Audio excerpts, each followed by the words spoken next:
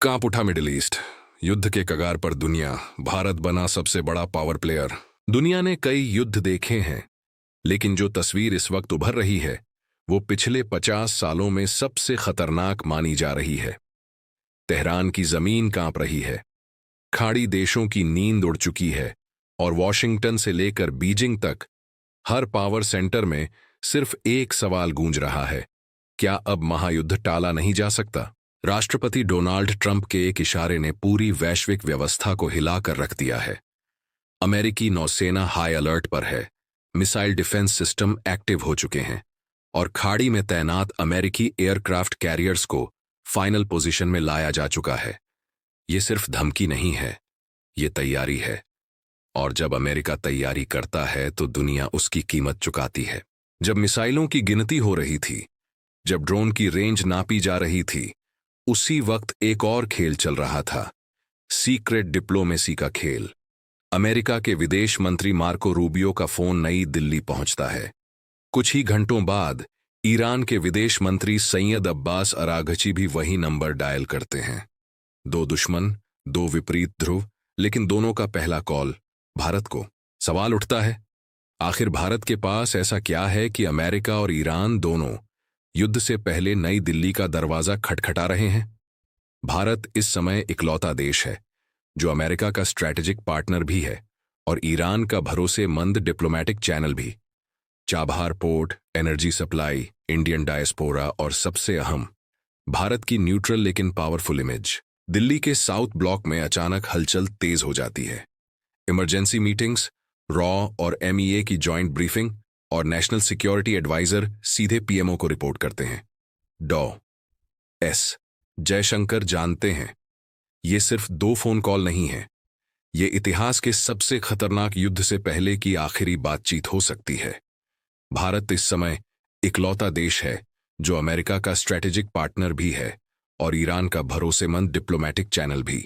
Donald Trump की राजनीति एक चीज पर टिकी है, डर। उनका मानना है कि अगर दुश्मन डरेगा तो झुकेगा। व्हाइट हाउस के सूत्र बताते हैं कि ट्रंप प्रशासन अब ईरान के न्यूक्लियर प्रोग्राम को किसी भी कीमत पर रोकने के मूड में है। मार्को रूबियो का फोन सिर्फ सूचना नहीं था, वो एक संकेत था, हम एक्शन लेने जा रहे हैं, भारत अपने लोगों को सुरक्षित कर लो। और फिर आया वो पल जिसने दुनिया की सांसें रोक दी। कतर स्थित अल उदैद एयरबेस, मिडिल ईस्ट का सबसे बड़ा अमेरिकी सैन्य अड्डा। अचानक वहां से अमेरिकी सैनिकों की वापसी शुरू हो जाती है। सैटेलाइट इमेज साफ दिखाती है, रनवे खाली, hanger clear, fuel depot seal. Defence expert इसे कहते हैं clearing the battlefield before the storm. America जानता है पहला पलटवार यहीं होगा। रूबियो के कॉल के 24 घंटे के भीतर ईरान का फोन आना एक बात साफ करता है, तेहरान डरा हुआ है। ईरान जानता है कि अगर अमेरिका ने हमला किया तो सिर्फ सैन्य ठिकाने नहीं, पूरी इकोनॉमी तबाह हो जाएगी। भारत से बात का मतलब है या तो मध्यस्थता या फिर डैमेज कंट्रोल। लेकिन भारत कोई मैसेंजर बॉय नहीं है। भारत अपने हित देखता है और फिर भारत वो करता है जो सिर्फ गंभीर हालात में किया जाता है। सरकार की तरफ से रेड अलर्ट जारी होता है, ईरान में मौजूद सभी भारतीय नागरिक तुरंत देश छोड़ें। ये एडवाइजरी डिप्लोमैटिक भाषा नहीं है, ये युद्ध की भाषा है। भारत जान चुका है अगले कुछ घंटे या कुछ दिन इतिहास बदल सकते हैं।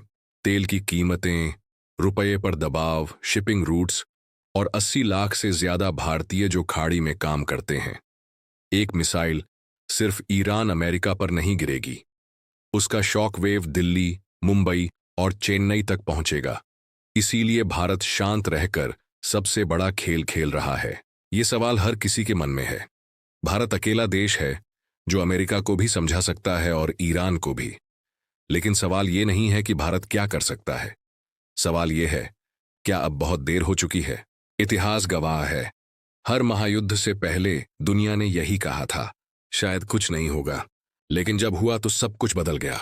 आज फिर वही मोड़ है और इस बार भारत सिर्फ दर्शक नहीं है, भारत इस कहानी का सबसे अहम किरदार बन चुका है। दुनिया सांस रोके बैठी है और अगला फैसला इतिहास लिखेगा। आज की ब्रेकिंग न्यूज में फिलहाल इतना ही। अगर आपको यह रिपोर्ट पसंद आई हो तो वीडियो को लाइक करें, चैनल को सब्सक्राइब करें और इसे ज्यादा से ज्यादा लोगों तक शेयर करें। हम हर दिन आपके लिए लाते रहेंगे दुनिया की सबसे बड़ी और सबसे जरूरी खबरें। धन्यवाद।